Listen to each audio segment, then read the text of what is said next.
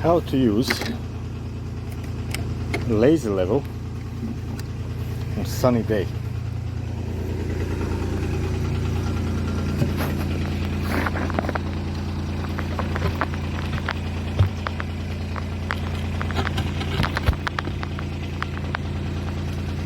Here's a laser level there, and here's our little target.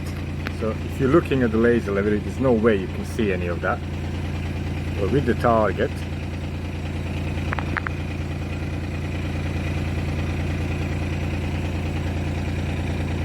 you can see there.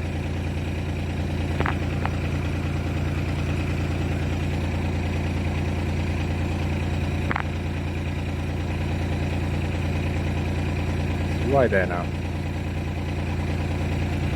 So I'm going a bit too deep here for oversight. About 1.5 inches too deep. And here, about 1 inch.